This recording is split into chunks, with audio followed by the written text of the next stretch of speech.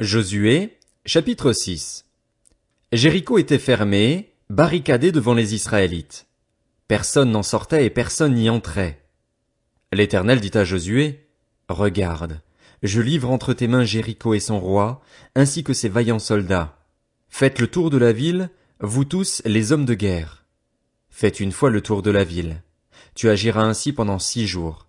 7 prêtres porteront 7 trompettes retentissantes devant l'arche. Le 7e jour, vous ferez 7 fois le tour de la ville et les prêtres sonneront de la trompette. Quand ils sonneront de la corne retentissante, quand vous entendrez le son de la trompette, tout le peuple poussera de grands cris.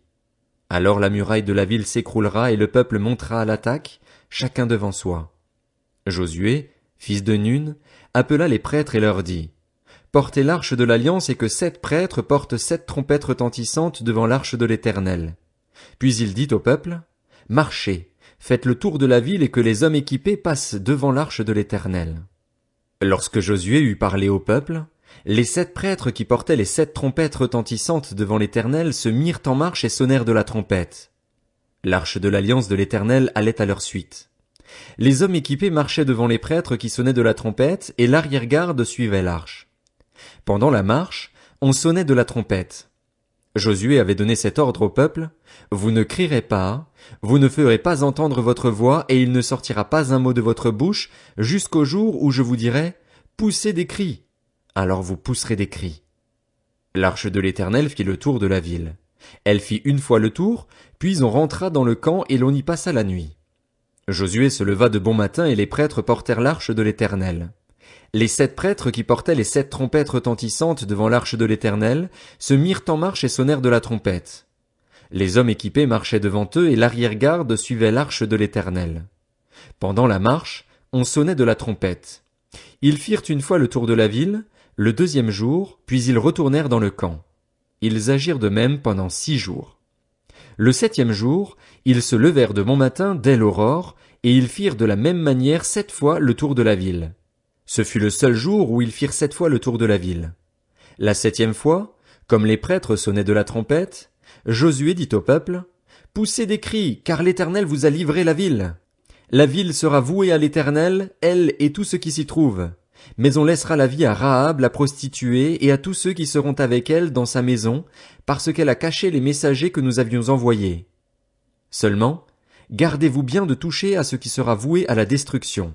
En effet, si vous preniez de ce que vous aurez voué à la destruction, vous mettriez le camp d'Israël sous une menace de destruction et vous causeriez son malheur.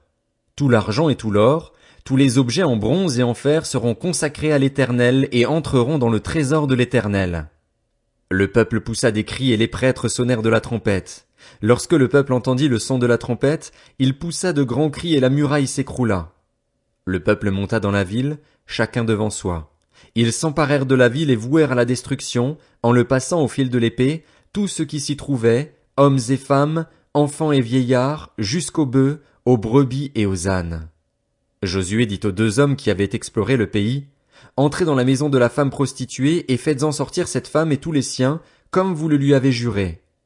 Les jeunes espions entrèrent chez Rahab et en firent sortir Rahab, son père, sa mère, ses frères et tous les siens. Ils firent sortir tous les membres de sa famille et les installèrent en lieu sûr, à l'extérieur du camp d'Israël. Ils brûlèrent la ville et tout ce qui s'y trouvait. Toutefois, ils mirent dans le trésor de la maison de l'Éternel l'argent, l'or et tous les objets en bronze et en fer. Josué laissa la vie à Rahab la prostituée, à sa famille et à tous les siens. Elle a habité au milieu d'Israël jusqu'à aujourd'hui, parce qu'elle avait caché les messagers que Josué avait envoyés pour explorer Jéricho.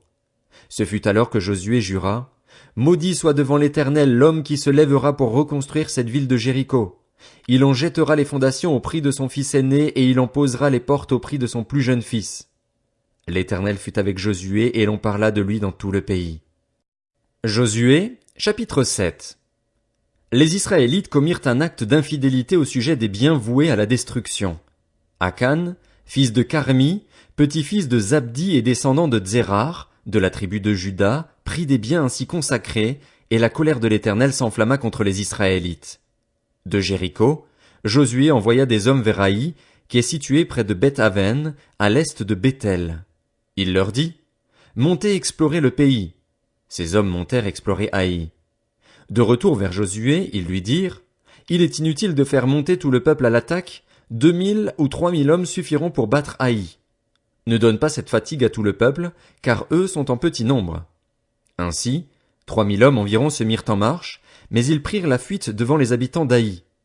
Les habitants d'Haï leur tuèrent environ 36 hommes.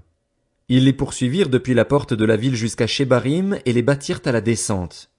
Le peuple perdit courage, il se liquéfia. Josué déchira ses vêtements et se prosterna jusqu'au soir, le visage contre terre, devant l'arche de l'Éternel. Il était avec les anciens d'Israël, et ils se couvrirent la tête de poussière. Josué dit, « Ah, Seigneur éternel, pourquoi as-tu fait passer le Jourdain à ce peuple? Est-ce pour nous livrer entre les mains des Amoréens et nous faire mourir? Si seulement nous avions su rester de l'autre côté du Jourdain. De grâce, Seigneur, que dirais-je maintenant qu'Israël a pris la fuite devant ses ennemis? Les Cananéens et tous les habitants du pays l'apprendront.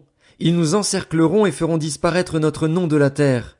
Et que feras-tu pour ton grand nom? » L'Éternel dit à Josué, « Lève-toi. Pourquoi restes-tu ainsi prosterné? Israël a péché. Ils ont violé mon alliance, celle que je leur ai prescrite. Ils ont pris des biens voués à la destruction. Ils les ont volés et ont menti, et ils les ont cachés parmi leurs affaires. Ainsi, les Israélites ne peuvent plus résister à leurs ennemis. Ils prendront la fuite devant eux, car ils sont sous une menace de destruction. Je ne serai plus avec vous si vous n'éliminez pas l'objet voué à la destruction du milieu de vous. Lève-toi, consacre le peuple. Tu ordonneras, consacrez-vous pour demain, car voici ce que dit l'Éternel, le Dieu d'Israël. Il y a un objet voué à la destruction au milieu de toi, Israël. Tu ne pourras plus résister à tes ennemis jusqu'à ce que vous l'ayez enlevé du milieu de vous. Vous vous approcherez le matin par tribu, et la tribu que désignera l'Éternel s'approchera clan par clan, le clan que désignera l'Éternel s'approchera famille par famille, puis la famille que désignera l'Éternel s'approchera homme par homme.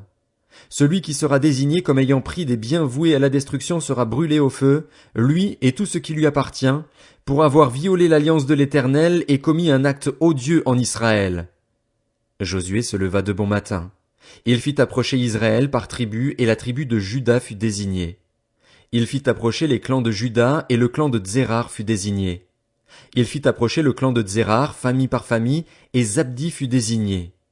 Il fit approcher la famille de Zabdi homme par homme, et Akan, fils de Carmi, petit-fils de Zabdi et descendant de Tsérar, de la tribu de Juda, fut désigné. Josué dit à Akan, « Mon fils, donne gloire à l'Éternel, le Dieu d'Israël, et rends-lui hommage. Dis-moi donc ce que tu as fait, ne me le cache pas. » Akan répondit à Josué, « Il est vrai que j'ai péché contre l'Éternel, le Dieu d'Israël, et voici ce que j'ai fait. J'ai vu dans le butin un beau manteau de Shinéar, 200 pièces d'argent et un lingot d'or de près de 600 grammes. J'en ai eu envie et je les ai pris. Ils sont cachés dans la terre, dans ma tente, et l'argent est dessous. » Josué envoya des hommes qui coururent à la tente. Les objets étaient bien cachés dans la tente d'Akan, et l'argent était bien dessous. Ils les prirent dans la tente, elles les apportèrent à Josué et à tous les Israélites et les déposèrent devant l'Éternel. Josué et tout Israël avec lui prirent Akan, fils de Tsérar, l'argent, le manteau, le lingot d'or, les fils et les filles d'Akan, ses bœufs, ses ânes, ses brebis, sa tente et tout ce qui lui appartenait. Ils les firent monter dans la vallée d'Acor. Josué dit, « Pourquoi as-tu causé notre malheur? L'Éternel causera ton malheur aujourd'hui. » Et tout Israël lapida Akan. On les brûla au feu, on les lapida et l'on éleva sur Akan un grand tas de pierres qui subsiste encore aujourd'hui. L'Éternel renonça alors à son ardente colère. C'est à cause de cet événement qu'on a appelé jusqu'à aujourd'hui cet endroit Vallée d'Acor. Josué, chapitre 8. L'Éternel dit à Josué, « N'aie pas peur, ne te laisse pas effrayer. Prends avec toi tous les hommes de guerre et lève-toi, monte attaquer Haï. Regarde, je livre entre tes mains le roi d'Haï et son peuple, sa ville et son pays. Tu traiteras Haï et son roi comme tu as traité Jéricho et son roi. Toutefois, vous garderez pour vous le butin et le bétail. Place une embuscade derrière la ville. » Josué se leva avec tous les hommes de guerre pour monter attaquer Haï. Il choisit 30 000 vaillants hommes, qu'il fit partir de nuit et auxquels il donna cet ordre. « Écoutez, vous vous mettrez en embuscade derrière la ville. Ne vous éloignez pas beaucoup de la ville et soyez tous prêts. De mon côté, avec tout le peuple qui m'accompagnera, nous nous approcherons de la ville. Quand ils sortiront à notre rencontre comme la première fois, nous prendrons la fuite devant eux. Ils nous poursuivront jusqu'à ce que nous les ayons attirés loin de la ville, car ils se diront, ils fuient devant nous comme la première fois. Et nous prendrons la fuite devant eux. Vous quitterez alors votre cachette et vous vous emparerez de la ville, et l'Éternel, votre Dieu, la livrera entre vos mains. Quand vous aurez pris la ville, vous y mettrez le feu. Vous agirez comme l'Éternel l'a dit, c'est l'ordre que je vous donne. Josué les fit partir et ils allèrent se placer en embuscade entre Béthel et Haï, à l'ouest d'Haï. Quant à Josué, il passa cette nuit-là au milieu du peuple. Josué se leva de bon matin, passa le peuple en revue et marcha contre Haï. Il était à la tête du peuple avec les anciens d'Israël. Tous les hommes de guerre qui l'accompagnaient montèrent et s'approchèrent d'Haï. Une fois arrivés en face de la ville, ils installèrent leur camp au nord d'Haï, dont ils étaient séparés par la vallée. Josué prit environ 5000 hommes et les plaça en embuscade entre Béthel et Haï, à l'ouest de la ville. Lorsque tout le camp eut pris position au nord de la ville, et l'embuscade à l'ouest de la ville, Josué s'avança cette nuit-là au milieu de la vallée. Lorsque le roi d'Haï vit cela, les habitants d'Haï s'empressèrent de se lever et sortirent à la rencontre d'Israël pour le combattre. Le roi se dirigea avec tout son peuple vers un endroit fixé, du côté de la plaine, sans savoir qu'il y avait derrière la ville une embuscade contre lui. Josué et tout Israël firent semblant d'être battus devant eux et s'enfuirent par le chemin du désert. Alors tout le peuple qui était dans la ville se rassembla pour se mettre à leur poursuite. Ils poursuivirent Josué et furent ainsi attirés loin de la ville. Tous les hommes d'Haï et de Béthel, sans exception, sortirent contre Israël. Ils laissèrent la ville ouverte et poursuivirent Israël. L'Éternel dit à Josué, « Tends vers Haï le javelot que tu tiens, car je vais la livrer en ton pouvoir. » Josué tendit le javelot qu'il tenait vers la ville. Dès qu'il eut tendu la main, les hommes en embuscade sortirent rapidement de l'endroit où ils étaient. Ils pénétrèrent dans la ville, s'en emparèrent et s'empressèrent d'y mettre le feu. En regardant derrière eux, les habitants d'Haï virent la fumée de la ville monter vers le ciel, et ils ne purent se sauver d'aucun côté. Le peuple qui fuyait vers le désert se retourna contre ses poursuivants. En effet, Josué et tout Israël, voyant que la ville avait été prise par les hommes de l'embuscade, et que la fumée de la ville montait, se retournèrent et battirent les habitants d'Haï. Les autres sortirent de la ville à leur rencontre et les habitants d'Haï furent cernés de tous côtés par Israël. Israël les battit sans leur laisser un survivant ni un fuyard.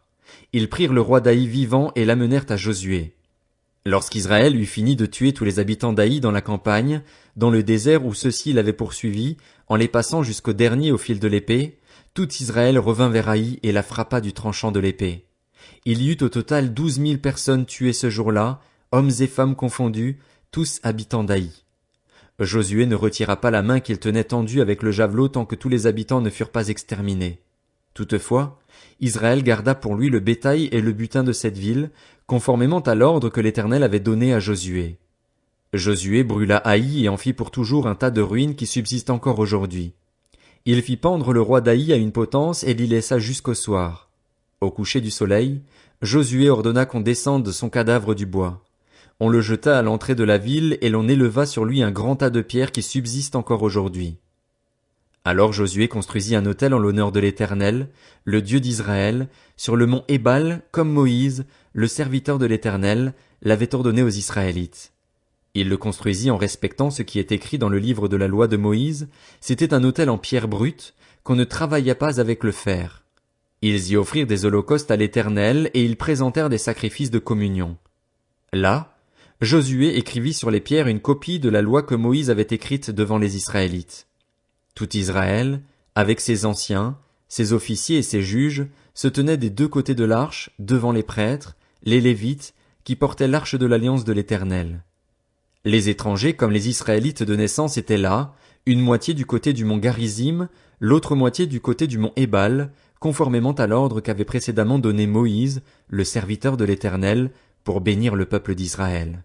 Josué lut ensuite toutes les paroles de la loi, les bénédictions et les malédictions, suivant ce qui est écrit dans le livre de la loi. Il lut la totalité de ce que Moïse avait prescrit devant toute l'assemblée d'Israël, avec les femmes et les enfants ainsi que les étrangers qui vivaient au milieu d'eux.